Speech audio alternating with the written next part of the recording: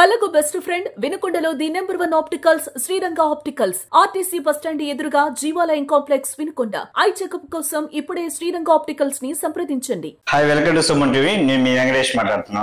అనుకున్నట్టే మీరు చూసుకున్నట్టయితే రాష్ట్ర వ్యాప్తంగా వినాయక చవితి పండుగ వాతావరణం అయితే చాలా కోలాహలంగా జరుగుతూ ఉంది. అలాగే పల్నాడు డిస్టిక్ లో కూడా గత 2-3 రోజుల నుంచి కూడా విగ్రహాలు తరలింపు అయితేనేమి, పూజలు పురస్కారాలు అయితేంటి ఈ పండుగ అంగరంగ వైభవంగా ఆల్రెడీ స్టార్ట్ అయిపోయింది. కుల మతాలకు అతీతంగా పిల్లల పెద్ద ధనిక పేద తేడా లేకుండా ఈ పల్నాడు జిల్లా వ్యాప్తంగా అయితే వినాయక చవితి వాతావరణం అంగరంగ వైభవంగా జరుగుతూ ఉంది. దాంట్లో భాగంగా గత రాత్రి నుంచి చిరు వ్యాపారస్తులు అయితేనేమి, అలాగే కొన్ని వ్యాపార సంస్థలు అయితేనేమి గత రాత్రి నుంచి కూడా దుకాణాలు ఓపెన్ చేసేసి ప్రజలకు కావాల్సినటువంటి అన్ని వినాయక స్వామి చతుర్థికి సంబంధించిన అన్ని రకాల పాలు పళ్ళు అలాగే వస్తువులు బొమ్మలు అన్నీ కూడా జనాలకైతే గత రాత్రి అంతా కూడా ఓపెన్ చేసేసి జనాలకు అందుబాటులో ఇవ్వడం అయితే జరిగింది. దాంట్లో భాగంగా కొన్ని కోట్ల రూపాయల బిజినెస్ అయితే చేతులు మారడం కూడా జరిగింది. ఎందుకంటే హిందువుల పండుగ వచ్చి ప్రప్రథమంగా వచ్చేటువంటి వినాయక చవితి హిందువులకి ఎంతో ప్రత్యేకమైనది. తొలేకాదశిగా వచ్చే సెకండ్ పండుగ కాబట్టి కూడా వినాయక చవితికి ఎంతో వైభవంగా చేసుకునే సంస్కృతి అయితే మన ఆంధ్ర తెలంగాణ ప్రజలకు ఉంది.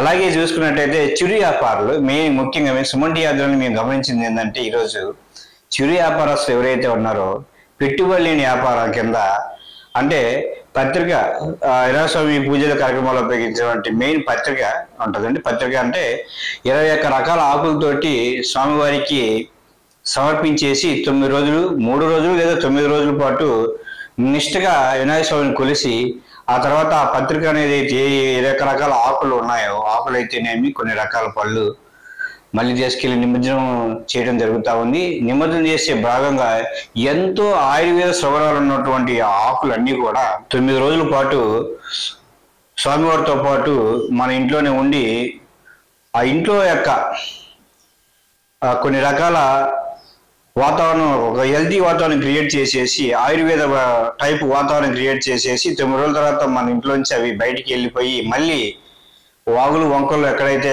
నిమజ్జనం చేస్తారో వినాయకుడిని అక్కడ ఉన్నటువంటి చెరువుల్లోంటి కీటకాలని సీజనల్ వ్యాధులుగా కొన్ని రకాల కీటకాలు వస్తూ ఉంటాయి. అవన్నీ కూడా రూపుమాపడానికి వినాయక చవితిలో ఎక్కువ ప్రాధాన్యత అని చెప్పేసి మనకి సైంటిస్టులతో పాటు అలాగే పూజారులు అయితేనేమి పండితులు అయితేనేమి చాలా మంది అనేక సందర్భాలు తెలియజేయడం జరిగింది.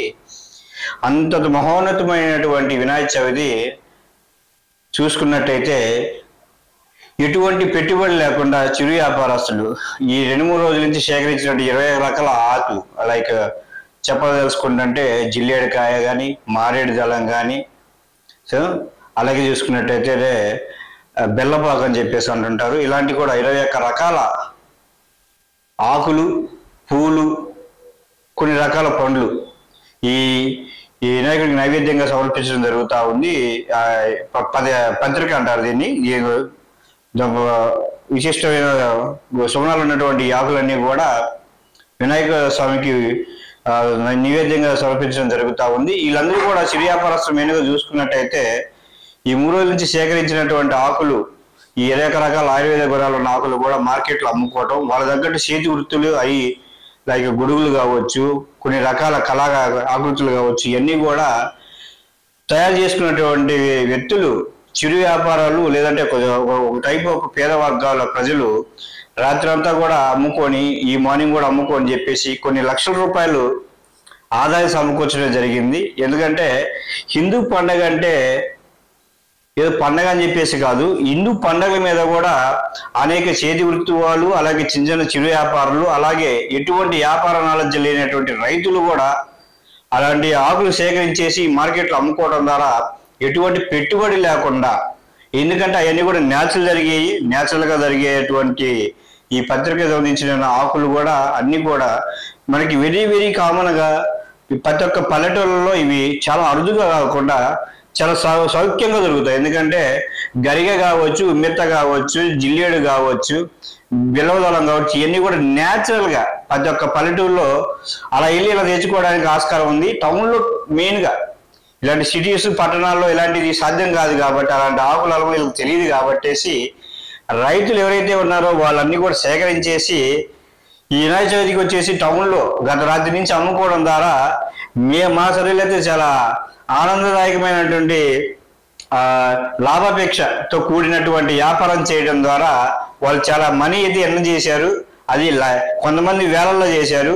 అలా చూసుకున్నట్టయితే పల్నాడు జిల్లా వ్యాప్తంగా చూసుకున్నట్టయితే లక్షల రూపాయలు చెప్పాలంటే కోట్ల రూపాయల చేతులు మారింది. ఎందుకంటే ఇదంతా కూడా ఈ హిందూ ధర్మంలో ఉన్నటువంటి ఈ బ్యూటీ ఇదే. ఒక పండగ వచ్చినప్పుడు అంటే సంపాదన అంతా కూడా అందరికీ పలు రకాలుగా కొబ్బరికాయలు కావచ్చు, ఇలాంటివి కావచ్చు, వేరే వేరే వేరే రకాల ద్వారా వివిధ మార్గాల ద్వారా ఈ మనీ ఫ్లో అనేది జరుగుతూ ఉంటుంది పేదవాళ్ళకి. కానీ అలాగే ఒక రూపాయి ఉన్నటువంటి వాళ్ళు మళ్ళీ పేదలకి పంచడానికి కానీ ఇది ఒక హిందూ పండుగలు అనేది చాలా ఉపయోగపడి తద్వారా అందరు కుటుంబాలు సమానంగా బతకడానికి, అలాగే డబ్బు సంపాదించుకోవడానికి, ఒక ఆదాయ వనరుగా మార్చుకోవడానికి ఈ సంస్కృతితో పాటు ఆర్థికంగా కూడా సౌలభ్యం కల్పించడానికి హిందూ పండుగలు ఎంతో ఉపయోగపడతాయనడానికి వినాయక చవితి నిదర్శనం. ఈ 9 రోజుల పాటు ఇక్కడతో మొదలైనటువంటి ఈ వినాయక నిమజ్జనానికి చేసేటప్పుడు ఈ 9 రోజుల పాటు పూజలు పురస్కారం అని చెప్పేసి ద్రౌపదేవి నైవేద్యాలకు కావచ్చు, అలాగే ఎండింగ్ వచ్చేటప్పటికి నిమజ్జనానికి అంగరంగ వైభవం ఏంటండి కొన్ని డీజేలు కావచ్చు, లేదంటే కొన్ని పాట కచేరీ కావచ్చు, అలాగే ఆ ఊళ్ళో ఉన్నట్టు కుంకాలు ఎందుకంటే చాలా మంది ఊళ్ళలో కూడా వినాయక చవితిని ఒక సెలబ్రేషన్ చేసుకుంటారు. ఆ టైంలో ఎన్నో లక్షల చేతులు మారుతూ ఉంటాయి. అది ఉన్నోళ్ళ నుంచి పేదలకు కావచ్చు, పేదల నుంచి ఆర్థికంగా ఎవరైతే ఈ వ్యాపారాలు చేస్తుంటారో వాళ్ళందరూ కావచ్చు, ఎన్ని కోట్ల రూపాయల చేతులు మారటానికి వినాయక చవితి దోహదపడతా ఉంది. టపాసులు కావచ్చు, అలాగే ఈ 9 రోజుల పాటు ఒక చక్కటి బ్యాండ్ మేళాలు కావచ్చు, అందరికీ ఒక వృత్తికి ఏ వృత్తి వారికి అందరికి న్యాయం జరగడానికి ఇందులో ఆస్కారం ఉంది. వినాయక చవితికి అందరికి మహోన్నతమైన ప్రాధాన్యత ఉంది కాబట్టి కూడా పల్నాడు ప్రజలందరూ కూడా సుఖశాంతాలతో వినాయక చవితి జరుపుకొని ఆ విఘ్నేశ్వర కృపాకటాక్షలు మీ అందరికి కలగాలని చెప్పి కోరుకుంటున్నాం. నమస్తే అండి. ఇలా వినాయక చవితి సందర్భంగా ఈ పూలు అమ్ముతున్నారు కదా, పర్లేదా వ్యాపారం బాగానే జరిగిందా మీకు? బాగా జరిగింది. ఓకే, ఒక రోజులోనే ఏమాత్రం వ్యాపారం జరిగింది? ఓకే. నమస్తే బాబు, ఏంటి అవి? అవేంటివి? పుస్తకాలా? అంటే ఎంత ఒక పుస్తకం? 10 రూపాయలా? అవునా, ఎంత మాత్రం జరిగి ఉంటుంది నీకు వ్యాపారం ఇవాళ? 700. మళ్ళీ చెప్పండి. 700 జరిగిందా? పర్లేదా మీకు ఇవాళ? Okay, thanks. వినాయక చవితి సందర్భంగా ఈరోజు వ్యాపారం ఎలా ఉంది? వ్యాపారం బాగుంది. ఒక రోజులోనే ఏమాత్రం సంపాదన వచ్చింది? 20,000 దాకా అమ్ముకుంటారా? సాటిస్ఫైడేగా? Okay, thanks. అదే ఈరోజు వినాయక చవితి సందర్భంగా పత్రికలు అమ్ముతున్నారు కదా, ఆ వ్యాపారం బాగానే జరిగిందా? బాగానే సాగింది. పర్లేదా? ఏమాత్రం వ్యాపారం జరిగింది? 2,000 అమ్మానండి. 2,000 దాకా అమ్మారా? పర్లేదు. ప్రతి సంవత్సరానికి ఈ సంవత్సరానికి డిఫరెన్స్ ఏమైనా ఉందా? అంటే పోయిన సంవత్సరమే ఎక్కువ అమ్మా, ఈ సంవత్సరం. నమస్తే బాబాయ్ గారు, ఇలా వినాయక చవితి సందర్భంగా పత్రికలు అమ్ముతున్నారు కదా, సో వ్యాపారం బాగానే జరిగిందా మీకు ఇవాళ? పర్లేదు. ప్రతి సంవత్సరానికి ఈ సంవత్సరానికి డిఫరెన్స్ ఏమైనా ఉందా? ఏమాత్రం జరిగింది వ్యాపారం మీకు ఇవాళ? ఒక్కొక్క బండి 5,000, 4,000 అమ్మాను. మీరు? మేము కూడా అంతే, 4,000. ఓకే. ఏమేమి అమ్ముతారు పత్రికలు? ఎలక్కాయలు, మారేడుకాయలు, నమస్తే అన్న, ఈరోజు వినాయక చవితి సందర్భంగా మట్టి బొమ్మలు అమ్ముతున్నారు కదా, పర్లేదా? ఈ సంవత్సరం వ్యాపారం బాగానే జరిగిందా? ఈ సంవత్సరం పర్వాలేదన్న, బాగానే ఉంది వ్యాపారం. పర్లేదు. ఏమాత్రం వ్యాపారం జరిగి ఉంటుంది? పోయిన సంవత్సరం పోల్చుకుంటే కొంచెం తక్కువే, ప్రతి సంవత్సరంతో కంపేర్ చేసుకుంటే. అవునా?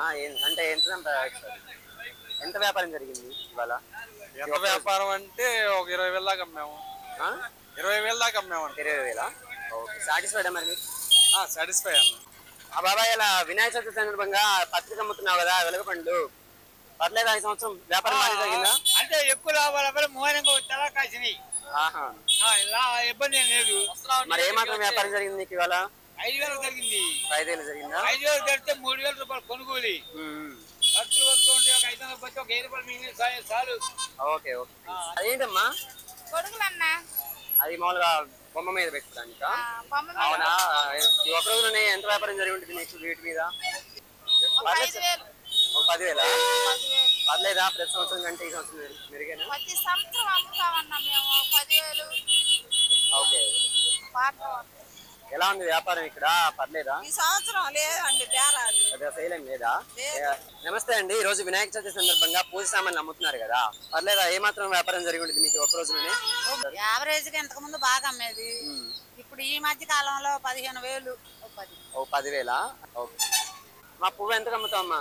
పర్లేదా? ఇలా వ్యాపారం బాగానే జరిగిందని? ఏ మాత్రం వచ్చింది? ఏ మాత్రం వ్యాపారం జరిగింది? 1,500 దాకా వచ్చింది. ఇలక్కాయలు, నారింజ కాయలు అండి.